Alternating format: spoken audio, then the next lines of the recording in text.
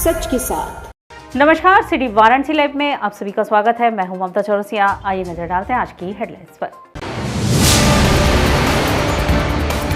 National team ने किया filaria उन्मूलन अभियान का अवलोकन। जोलापुर ब्लॉक के जगदीशपुर गांव एवं जैतपुरा क्षेत्र में रसूलपुरा वार्ड का किया भ्रमण। इंटरनेशनल हिंदू स्कूल में आयोजित वित्तीय साक्षरता एवं प्रबंधक विषयक कार्यशाला संपन्न। 22 फरवरी को वाराणसी आ रहे हैं पीएम मोदी। रविदास मंदिर में माथा टेकने के साथ 3 कार्यक्रमों में होंगे शामिल। और आयुर्वेद संकाय बीएचयू द्वारा 21 एवं 22 फरवरी को आयोजित किया जाएगा राष्ट्रीय संगोष्ठी। और अब खबरें विस्तार से। 22 व 23 फरवरी को पीएम मोदी वाराणसी में रविदास मंदिर में माथा टेकने के साथ 3 कार्यक्रमों में शामिल होंगे। प्रधानमंत्री नरेंद्र मोदी के अपने संसदीय क्षेत्र वाराणसी में 22 व 23 फरवरी को प्रस्तावित आगमन पर प्रशासनिक तैयारियां पूर्ण हो गई हैं। इसकी जानकारी मंगलवार को मंडलायुक्त कौशल राज शर्मा ने पत्रकारों को बातचीत में दी। मंडलायुक्त ने बताया कि प्रधानमंत्री का प्रमुख रूप से 23 फरवरी को ही 3 स्थानों पर सार्वजनिक कार्यक्रम होगा, जिसमें सबसे पहले वह काशी हिंदू विश्वविद्यालय के स्वतंत्रता भवन में काशी सांसद संस्कृत प्रतियोगिता, काशी सांसद फोटोग्राफी प्रतियोगिता, काशी सांसद ज्ञान प्रतियोगिता के विजेता प्रतिभागियों को प्रमाण पत्र वितरित करेंगे। इसके अलावा काशी विश्वनाथ मंदिर ट्रस्ट द्वारा किए जा रहे सामाजिक कार्यों के तहत वाराणसी के संस्कृत छात्रों को कापी, किताब व स्टेशनरी बांटेंगे। कमिश्नर ने आगे बताया कि इसके पश्चात प्रधानमंत्री सिर गोवर्धनपुर में रविदास जयंती के अवसर पर उपस्थित लोगों के साथ लंगर ग्रहण करने के साथ साथ मंदिर में माथा टेकेंगे। वहीं मंदिर द्वारा निर्मित की गई कांस्य की प्रतिमा का अनावरण भी करेंगे। इसके बाद पीएम वाराणसी के इंडस्ट्रियल एरिया करखियाओं में नवनिर्मित बनास अमूल डेयरी का लोकार्पण करेंगे। पीएम मोदी द्वारा लोकार्पित यह अमूल डेयरी प्रतिदिन 10 लाख लीटर की दुग्ध क्षमता वाला प्लांट होगा, जो कि पूर्वांचल के किसानों के लिए वरदान साबित होगा। प्रधानमंत्री जी का कार्यक्रम जो वाराणसी में होने जा रहा है, उसमें 23 तारीख को लगभग सारे कार्यक्रम संपन्न होंगे और 3 अलग अलग जगहों पे उनका कार्यक्रम है। पहला कार्यक्रम जो स्वतंत्रता सभागार बीएचयू में है, उसमें माननीय प्रधानमंत्री जी के नाम से जो प्रतियोगिताएं वाराणसी में हुई थी, उनके प्राइज डिस्ट्रीब्यूशन है। उसमें काशी सांसद ज्ञान प्रतियोगिता, काशी सांसद फोटोग्राफी प्रतियोगिता और काशी सांसद संस्कृत प्रतियोगिता, उनमें जो भी पार्टिसिपेशन हुआ था, जो विनर्स थे, वे सब हाल में रहेंगे। उन्हीं का ही वहाँ पे जो प्राइज डिस्ट्रीब्यूशन फंक्शन वो आयोजित किया जाएगा। इसी के साथ काशी विश्वनाथ ट्रस्ट के द्वारा भी कई सामाजिक कार्य किए जा रहे हैं। उनमें कुछ छात्रवृत्ति का डिस्ट्रीब्यूशन, बुक्स का, म्यूजिकल इंस्ट्रूमेंट्स का और यूनिफॉर्म्स का वो संस्कृत के विद्यार्थियों को किया जाएगा।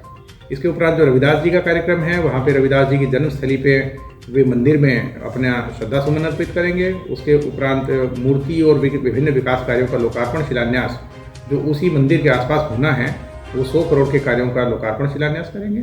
उसके बाद वहाँ पे जो श्रद्धालुओं की जनसभा है, उसको संबोधित करेंगे।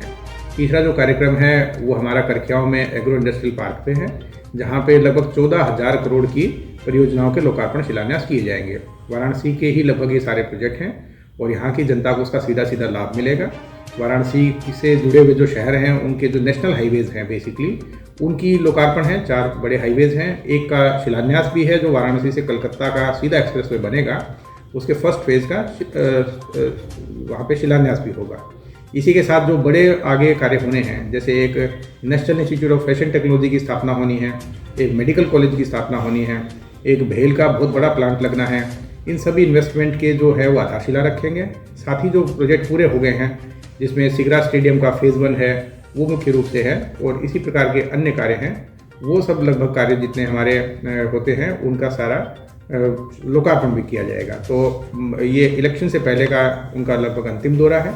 इसीलिए जो प्रशासन के जितने भी प्रोजेक्ट्स हैं, जिनकी भी तैयारी है, उन सब का लोकार्पण शिलान्यास उनके कर कमलों से कराया जाएगा। महिला कांग्रेस कमेटी द्वारा बढ़ती महंगाई व गृहिणियों की चिंता को लेकर पत्रकार वार्ता का आयोजन हुआ।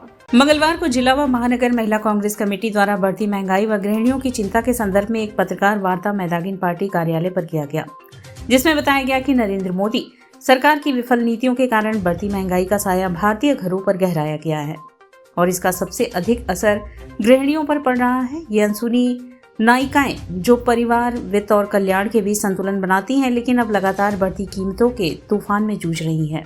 आज ये 10 साल का उनका कार्यकाल होने जा रहा है, लेकिन महंगाई चरम सीमा पर है। आज गृहिणियां जिसका सीधा इस महंगाई का असर उनके मानसिक उस तनाव और उन सब चीज़ों को भी झेल रही हैं, जिसके कारण वो आज अपने परिवार में अपने बच्चे को एक पोषण से भरी हुई थाली नहीं दे पा रही हैं, जिसके कारण वो कहीं न कहीं अपनी ज़रूरतों, अपनी इच्छाओं को मार रही हैं ताकि वो अपने बच्चों को शिक्षित करें, उन्हें एक अच्छा स्वास्थ्य दे सकें, एक अच्छा माहौल दे सकें, मगर वो उन सब चीज़ों में लगातार विफल होती जा रही हैं। हम इन्हीं चीज़ों को लेकर के और हमारे देश के नेता राहुल गांधी निरंतर न्याय यात्रा लेकर चल रहे हैं, आम जनमानस और न्यारी जैसे मुद्दे को उठा रहे हैं। और अगर ये सरकार अभी भी नहीं सुनती है तो हम सब एकजुट होकर के एक सत्ता परिवर्तन की ओर हम जाने के लिए अग्रसर हो रहे हैं। और ये सरकार नहीं महंगाई कम करती है तो हम सड़क पर उतरकर किसानों की तरह हम गृहिणियां भी आंदोलन करने का काम करेंगे। नेशनल टीम ने फाइलेरिया उन्मूलन अभियान का अवलोकन किया व चोलापुर ब्लॉक के जगदीशपुर गांव एवं जैतपुरा क्षेत्र में रसूलपुरा वार्ड का भ्रमण किया। फाइलेरिया उन्मूलन को लेकर जनपद में चोलापुर ब्लॉक और जैतपुरा क्षेत्र के 5 वार्डों में 10 फरवरी से 28 फरवरी तक ट्रिपल ड्रग थेरेपी IDA अभियान संचालित किया जा रहा है। इसकी जमीनी प्रगति जानने के लिए भारत सरकार की नेशनल टीम ने मंगलवार को दोनों क्षेत्रों में भ्रमण कर अभियान का अवलोकन किया। इस दौरान टीम ने क्षेत्र में कार्य कर रहे दवा सेवन कर्मियों व स्वास्थ्य कार्यकर्ताओं के साथ गृह भ्रमण कर लोगों को फाइलेरिया से बचाव की दवा के सेवन करने के लिए प्रेरित किया। मौके पर लोगों ने टीम के सामने दवा का सेवन किया, साथ ही समुदाय में अन्य लोगों को दवा का सेवन कराने के लिए उन्हें जागरूक करने की अपील की। भारत सरकार से आई नेशनल टीम में bill and Melinda Gates foundation से नेलेक्टेड ट्रॉपिकल डिजीज उन्मूलन कार्यक्रम के country lead doctor Bhupendra Tripathi एवं WHO के स्टेट कंसल्टेंट डॉक्टर तनुज शामिल रहे। नेशनल टीम के साथ जनपद मुख्यालय से जिला मलेरिया अधिकारी Sharad Chandra Pandey, biologist doctor Amit Kumar Singh, WHO centre for advocacy and research PATH PCI व फाइलेरिया उपचार ID सेंटर के प्रतिनिधि मौजूद रहे। सबसे पहले टीम ने जैतपुरा क्षेत्र के रसूलपुरा वार्ड का भ्रमण किया और साथ ही इंकार करने वाले 2 परिवारों को अभियान का महत्व समझाकर फाइलेरिया से बचाव की दवा का सेवन कराया। क्षेत्र में काम कर रही स्वास्थ्य टीम का फैमिली रजिस्टर जांच कर आवश्यक दिशा निर्देश दिए तथा जागरूकता पर जोर दिया। इस दौरान टीम ने बुनकर अस्पताल के प्रबंधन इकाई एवं बुनकर समुदाय के लोगों से अभियान में सहयोग करने की अपील की। फाइलेरिया पेशेंट प्लेटफॉर्म के सदस्य के रूप में सिविल डिफेंस के वार्डन अतीक अहमद ने भ्रमण के दौरान बढ़ चढ़कर प्रतिभाग किया। जैतपुरा PHC पर बैठक कर स्टाफ एवं आशा कार्यकर्ताओं को दवाखाने से इंकार करने वाले परिवारों को जागरूक करने की रणनीति बनाई एवं आवश्यक दिशा निर्देश भी दिए। नेशनल टीम ने चोलापुर ब्लॉक पहुंचकर सर्वप्रथम सामुदायिक स्वास्थ्य केंद्र पर लगे बूथ पर अधीक्षक डॉक्टर RV यादव के समक्ष फाइलेरिया रोधी दवा का सेवन किया। अधीक्षक के साथ बैठक कर फाइलेरिया संबंधी समस्त दस्तावेज को जांचा। तत्पश्चात जगदीशपुर गांव पहुंचकर वहां कार्य कर रही स्वास्थ्य टीम के साथ घर घर जाकर लोगों से फाइलेरिया रोधी दवा खाने को लेकर जानकारी ली। ग्राउंड ब्रेकिंग सेरेमनी 4.0 का कार्यक्रम संपन्न हुआ। कार्यक्रम में निवेशकों को अंग वस्त्रम एवं ODOP को विशिष्ट उपहार भेंट कर सम्मानित किया गया। ग्राउंड ब्रेकिंग सेरेमनी @4.0 का कार्यक्रम सोमवार को कमिश्नरी ऑडिटोरियम में संपन्न हुआ। दीप प्रज्वलन के साथ कार्यक्रम का शुभारंभ किया गया तथा 19 निवेशक गण को मुख्य अतिथि एवं विशिष्ट अतिथि के कर कमलों से अंग वस्त्रम एवं ODOP के विशिष्ट उपहार भेंट कर उनको सम्मानित किया गया।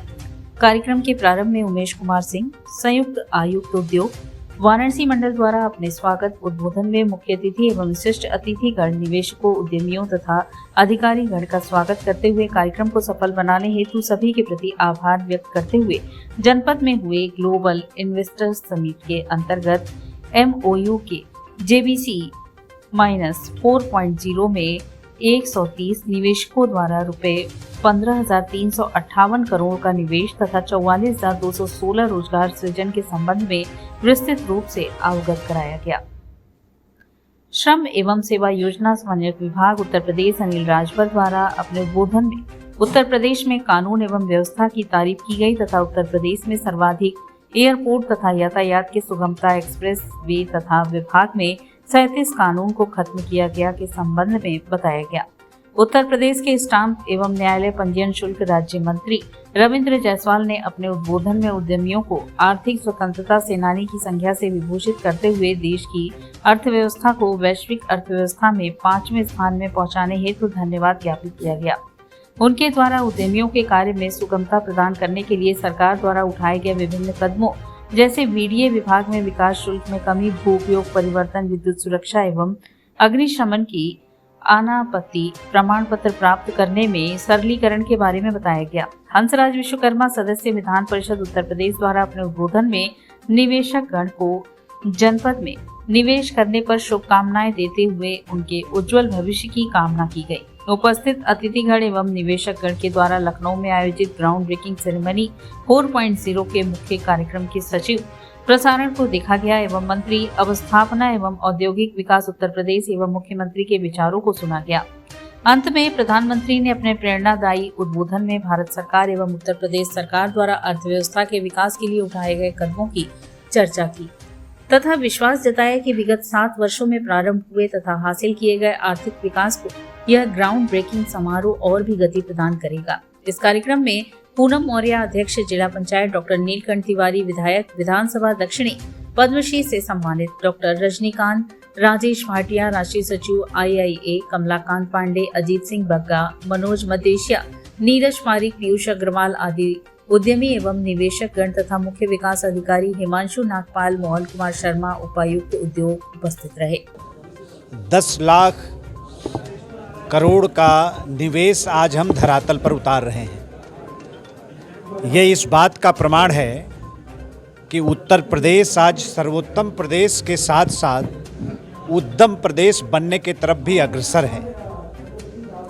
30 लाख लोगों के बेरोजगारी की समस्या का समाधान आज हो रहा है। ये बहुत बड़ी उम्मीद है।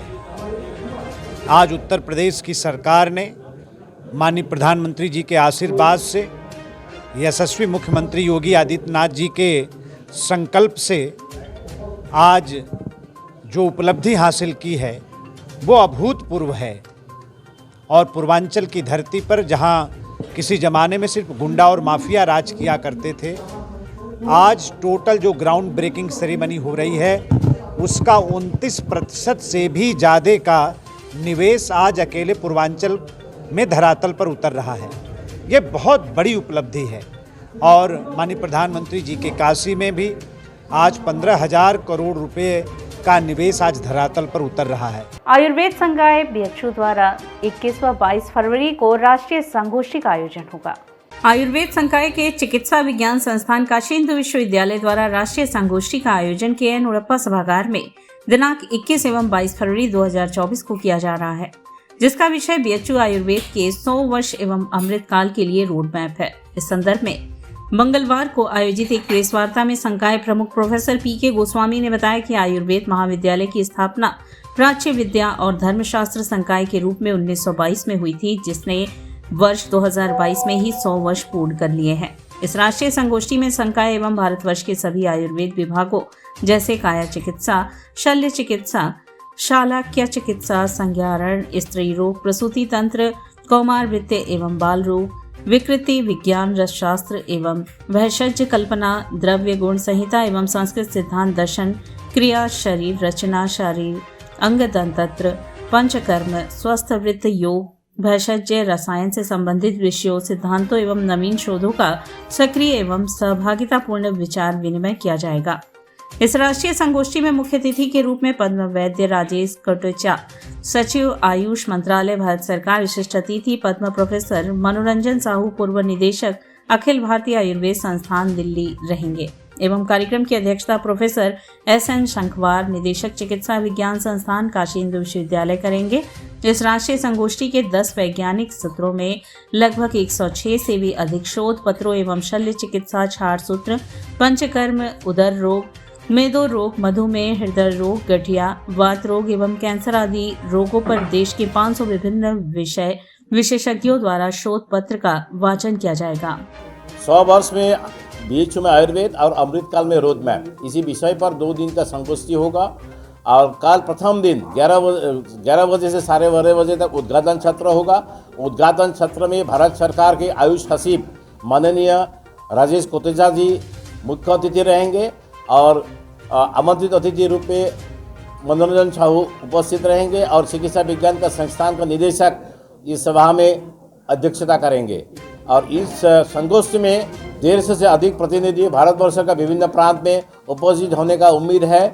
और इस पूरी संगोष्ठी में 10 वैज्ञानिक सत्र होगा। 10 वैज्ञानिक सत्र में 120 के आसपास के वैज्ञानिक शोध पत्रों का अध्ययन होगा और इसमें करीब 10 कीनोट स्पीकर ने अपनी मंतव्य रखेंगे। और इसी हिसाब से 2 दिन में हमारा करीब 150 से 200 विज्ञानियों के साथ इंटरेक्शन होगा। और हमें उम्मीद करते हैं कि 100 साल का आयुर्वेद संकाय का अनुभव के आधार पर अगले 2 दशक या 3 दशक के आयुर्वेद का रोड मैप क्या होगा या चिकित्सा के क्षेत्र में आयुर्वेद का क्या योगदान कर सकते हैं, उसके लिए एक उत्साहजनक टिप्पणी और परामर्श प्राप्ति का उम्मीद है। और हमको लगता है इसी के ऊपर सरकार हो या शैक्षणिक संस्था में पाठ्यक्रम निर्धारण हो या पॉलिसी निर्धारण में एक सहायक होगा। और यहाँ वक्त तुशला है, एक छोटे से ब्रेक का, मिलते हैं ब्रेक के बाद। वाराणसी लाइव सच के साथ। क्या कहते हैं आपके सितारे, कैसा जीवन होगा आपका, होगी हर मुश्किल आसान, है हर परेशानी का निदान। आप बने रहिए हमारे साथ और हम बताएंगे आपके भविष्य का हाल। प्रत्येक मंगलवार रात्रि 8:30 बजे से सिर्फ सिटी वाराणसी लाइव पर।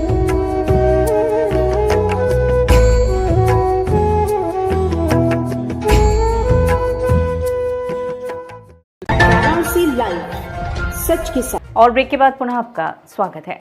इंटरनेशनल हिंदू स्कूल में आयोजित वित्तीय साक्षरता एवं प्रबंधन विषय कार्यशाला का समापन हुआ। नगवा लंका स्थित इंटरनेशनल हिंदू स्कूल में सीबीएसई बोर्ड और इंटरनेशनल हिंदू स्कूल के संयुक्त तत्वाधान में वित्तीय साक्षरता एवं प्रबंधन विषय कार्यशाला का सफल आयोजन हुआ। कार्यशाला का शुभारंभ माता सरस्वती की प्रतिमा पर माल्यार्पण और दीप प्रज्वलन से हुआ। कार्यशाला में सीबीएसई द्वारा नामित प्रशिक्षक ख्याति लब्ध वित्तीय सलाहकार संजय रस्तोगी ने शिक्षकों और कर्मचारियों को वित्तीय निवेश और बचत तथा वित्तीय प्रबंधन के गुण सिखाए। कोटक महिंद्रा बैंक के अधिकारियों ने भी कार्यशाला को संबोधित किया और बैंकिंग प्रणाली की बारीकियों को रेखांकित किया। शिक्षकों एवं कर्मचारियों ने बड़ी तल्लीनता से कार्यशाला में भाग लिया। इस कार्यशाला के आयोजन के विषय में विद्यालय के निदेशक डॉक्टर सुमन कुमार मिश्र ने अमेरिका से वीडियो कॉन्फ्रेंसिंग के माध्यम से कहा कि ऐसी कार्यशालाओं का आयोजन देश की आर्थिक खुशहाली का मार्ग प्रशस्त करेगा। कार्यशाला में विद्यालय की प्रबंधक संध्या मिश्रा, प्रधानाचार्य डॉक्टर पी मधु, उप प्रधानाचार्य कृष्ण अवतार समेत समस्त शिक्षक शिक्षिकाएं एवं कर्मचारी उपस्थित रहे।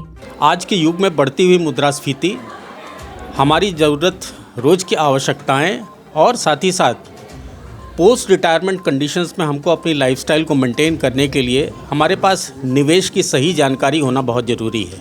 इसी संदर्भ में आज पूरी जानकारी यहाँ के स्टाफ को और एक आम समझ के पॉइंट ऑफ व्यू से भी दिया गया। Today we are organizing a seminar on financial literacy and use of digital tools according to CBSE guidelines, and respected Mr. Sanjay Rastogi, IPR expert, is here to train us, and the session was successful and fruitful. We are very happy with this trainer, and as well as we got lot of input, and we also thanks to the Kotak Mahindra Bank officials they helped us in implementing this seminar. महाकवि जयशंकर प्रसाद साहित्य संस्कृति महोत्सव 2024 के तहत 3 दिवसीय राष्ट्रीय संगोष्ठी व परिसंवाद 21 फरवरी से प्रारंभ होगी।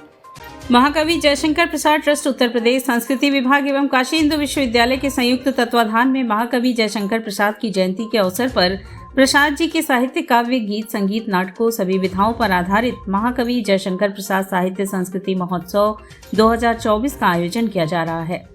महाकवि जयशंकर प्रसाद साहित्य संस्कृति महोत्सव 2024, जिसका शुभारंभ 30 जनवरी को महाकवि जयशंकर प्रसाद की जयंती के अवसर पर चेतगंज स्थित प्रसाद मंदिर में प्रसाद राष्ट्रीय चित्रकला प्रदर्शनी और साहित्य एवं सांस्कृतिक कार्यक्रमों के आयोजन के रूप में हुआ।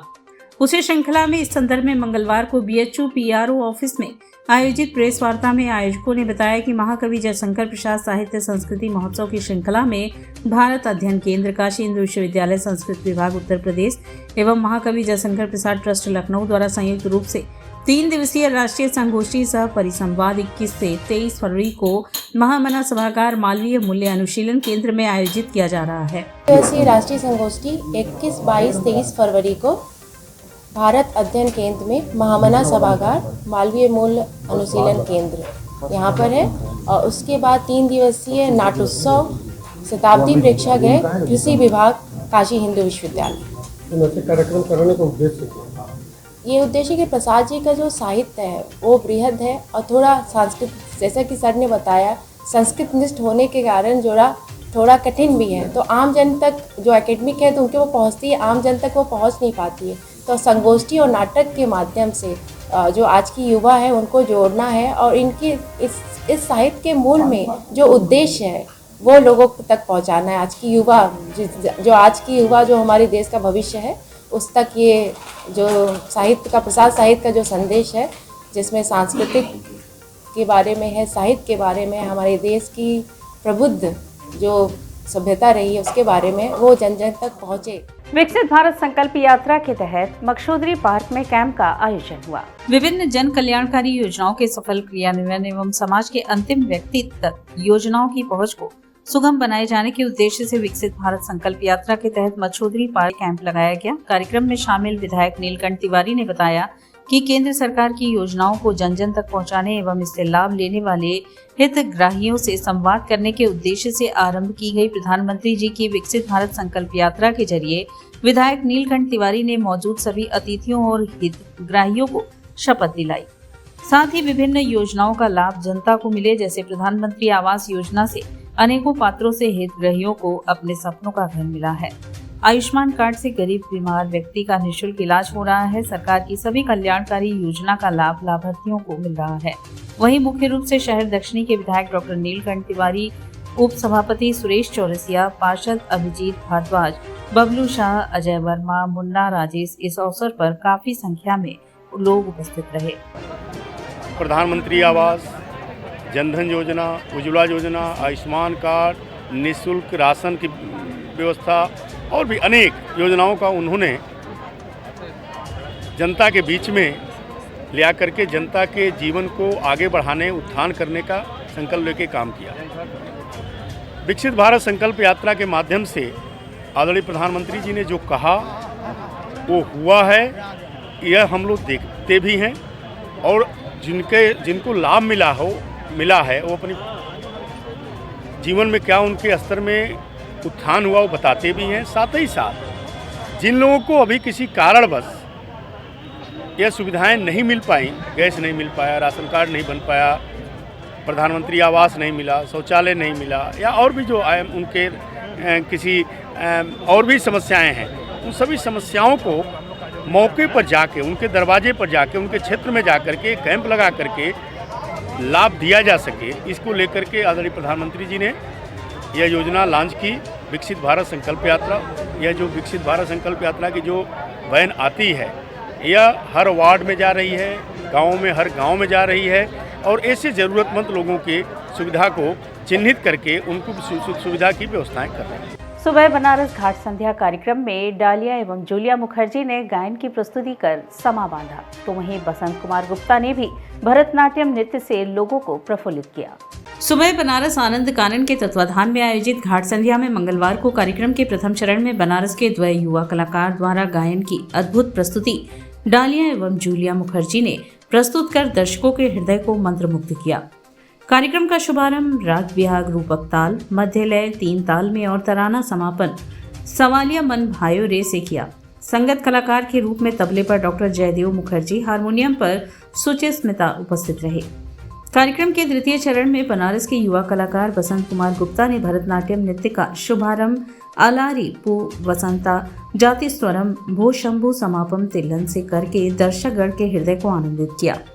समस्त कलाकारों को प्रमाण पत्र एवं आशीर्वचन अखिल भारतीय केसरवानी वैश्य महासभा के राष्ट्रीय महामंत्री डॉक्टर वीरेंद्र केसरवानी, अखिल भारतीय केसरवानी वैश्य महासभा के वरिष्ठ सलाहकार मंजेश केसरवानी ने प्रदान किया।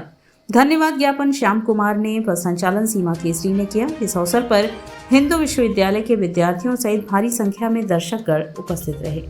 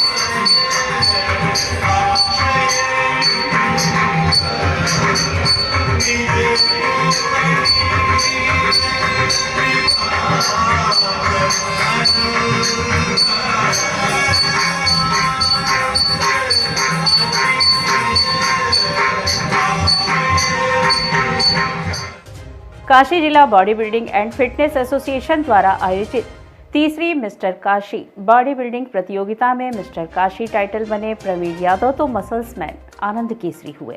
काशी जिला body building and fitness association द्वारा तीसरा मिस्टर काशी बॉडी बिल्डिंग प्रतियोगिता रविवार को संपन्न हुई, जिसमें third mister Kashi title Praveen Yadav को मसल्स मैन का अवार्ड आनंद केसरी को प्रदान किया गया। 0 से 55, 55 से 60, 60 से 65, 65 से 70, 70 से 75 व 75 से अधिक भार वर्ग में आयोजित इस बॉडी बिल्डिंग प्रतियोगिता में 122 प्रतिभागियों ने हिस्सा लिया। इस प्रतियोगिता में हर ग्रुप के विजेता को ट्रॉफी, सर्टिफिकेट, सप्लीमेंट व टी शर्ट भेंट किया गया। साथ ही टाइटल कैश मनी 3100 व मसल्स कैश मनी 2100 रुपए का विशेष पुरस्कार के साथ ही ट्रैक सूट व सर्टिफिकेट भी दिया गया।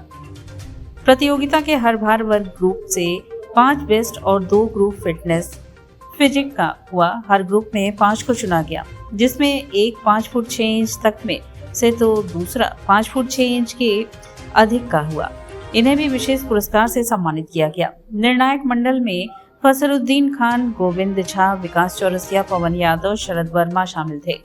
कार्यक्रम का संयोजन एसोसिएशन के अध्यक्ष अहमद फैसल महतो ने किया। कार्यक्रम के सफल आयोजन में मयंक उपाध्याय, निसार रियासुद्दीन व कैश अंसारी ने अपना सहयोग प्रदान किया। जैसे डिस्ट्रिक्ट गेम हो रहा है, इसके बाद 9 तारीख को मऊ में पूर्वांचल बॉडी बिल्डिंग चैंपियनशिप है, तो डायरेक्ट सिलेक्शन वहाँ पे होगा जो भी बेस्ट ऑफ 5 में आए हुए हैं। और इसके बाद जो भी यूपी या नॉर्थ इंडिया चैंपियनशिप होगी उससे भी इनको खेलने का अवसर दिया जाएगा। जो बच्चे सेलेक्ट नहीं हो पाए उनके लिए क्या कहेंगे? अभी नेक्स्ट मंथ में फिर एक डिस्ट्रिक्ट बॉडी बिल्डिंग चैंपियनशिप होगी, क्योंकि Kashi district body building association के तत्वाधान में शहर बनारस चैंपियनशिप होती है, मिस्टर बनारस होती है, मिस्टर काशी होती है, पूर्वांचल होता है। तो छोटे से बड़े तक सभी प्लेटफॉर्म लोग उपलब्ध कराने की कोशिश करते हैं कि हमारे प्लेयरों को पूरा अवसर मिले और आगे जाके मेडल जीतकर हमारे देश प्रदेश का नाम रोशन करें। और इसी के साथ सिटी वाराणसी लाइव का यह प्रसारण यहीं समाप्त होता है। ममता चौरसिया को दे इजाजत। नमस्कार।